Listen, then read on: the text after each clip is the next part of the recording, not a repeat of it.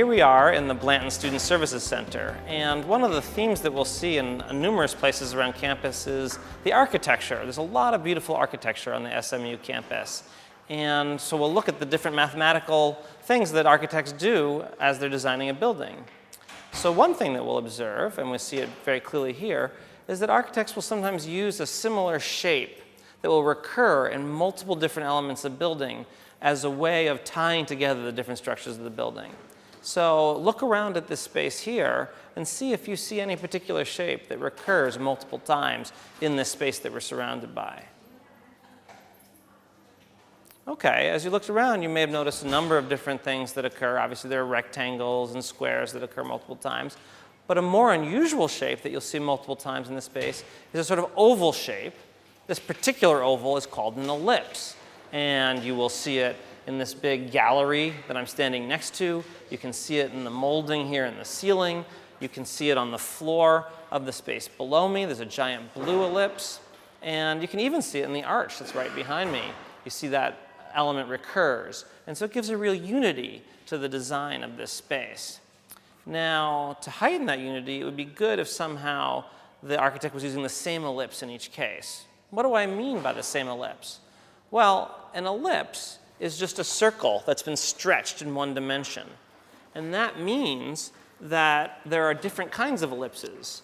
If we start with a circle, we could either stretch it a little bit to get an ellipse like that, or we could stretch it a whole lot to get an ellipse like that. Now, that means there are different kinds of ellipses depending on how much stretching. And what that stretching is a certain proportion between the shortest way across the ellipse and the longest way across the ellipse. So in order to check the ellipses that were used here in the Blanton Student Services Building, we're going to want to actually measure those two, what are called axes of each ellipse. The minor axis is the short way across, and the major axis is the long way across. So we're going to measure the major and minor axes of a couple of these ellipses and see if we find a consistent proportion between those axes. The easiest one to measure is probably the arch behind me, so we're going to start right there. Okay, so we want to measure the major and minor axes of this arch right here. And we'll start with the major axis, which goes this way. And that's easy to measure because it's just the width of the entire arch. So we can measure that right along the floor here. And we'll just get the distance right across the arch. And it looks to be 82 inches. Okay, now to get the minor axis, it's just a little trickier because you see we really only have half of the ellipse here. So what I'm going to do is I'm going to measure the height to the bottom of that half ellipse, and I'm going to measure the height to the center of the ellipse, and then I'll take the difference, and then I'll double it because I have to imagine the other half of the ellipse under here. I'll start by measuring right along here, and it's a little tricky to know exactly where the ellipse starts, but there's a little clue in the seam of the woodwork right there. So we'll measure to that, and that is reading 81 inches. And now we need to measure to the center of the ellipse here, so we'll just lift the tape until it just touches dead center in the ellipse, and we'll read off, that's reading 106 inches. And so now if I take the difference, 106 minus 81, and then I have to double it because we only measured half the ellipse, that's a 50-inch minor axis. Now it's time to measure this big ellipse here in the center. And how are we going to do that? Because we can't stretch a tape measure across it. It would just slump and fall down into the space below. So we need to take advantage of some of the things in our surroundings and use a little bit of math to even to measure this ellipse. So we look around at the space and ask, what could aid us in our measurement? And you may notice that the floor of this space, like in so many cases, has a nice square grid of tiling. And so we're going to use that square grid and a little graph paper to actually make a map of this ellipse. And we'll measure the ellipse on the map rather than measuring the real ellipse, because we'll easily be able to measure what's going on this paper here. Okay, so what I want to do is find the center point of the ellipse. That's right back here. And so this is going to be my starting point on my graph paper. And because I'm sort of thinking as I've started at the bottom of the page, and that direction is the top of the page, and I notice that the grid is arranged at 45 degrees to the axis of the ellipse. So I turn my paper at 45 degrees, and I pick any point down here, and that's my starting point. And I'm now going to keep the paper in this orientation. I'm going to keep facing that way, and I'm going to take a walk around the entire ellipse, recording what direction I go on the grid with every step. And I'm always going to try to stay as close to the ellipse as I can. So here's my starting point. I can't walk one square that way. I'd fall down to the floor below. So I have to step one step diagonally back into the right, and so that'll take me here.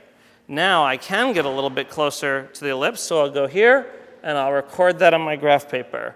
Now I can't keep going that way. I've got to step back, so I'll record that on. And now I can actually go 2 steps this way, and so I'll record that as 2 steps in that direction here. And now we're just going to keep doing this, taking steps and recording it on the graph paper. Now I'm all set. I can take 4 or 5 steps straight before I will have to turn to stay as close to the ellipse as possible.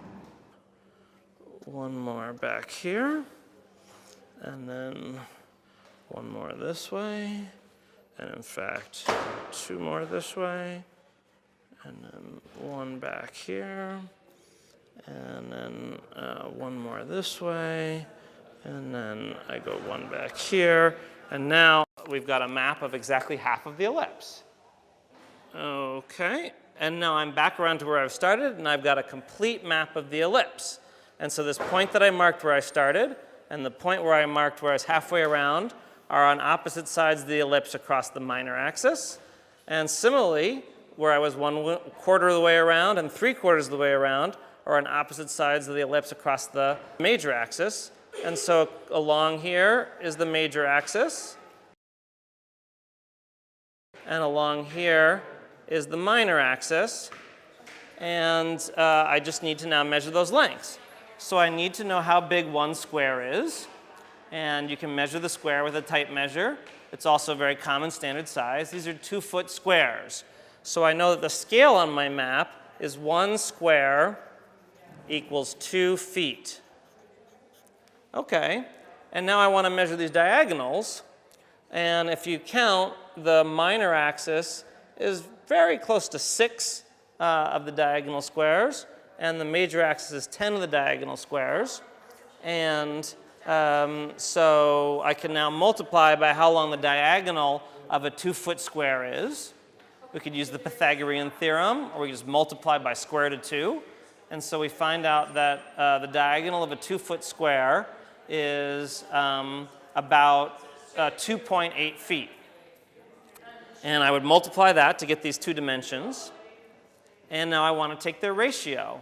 So the ratio of the major axis to the minor axis, or actually it's easier to take the ratio of the minor axis to the major axis.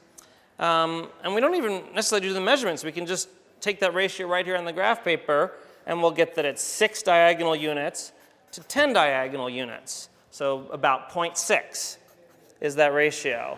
Now let's compare that to what we got on the in the archway.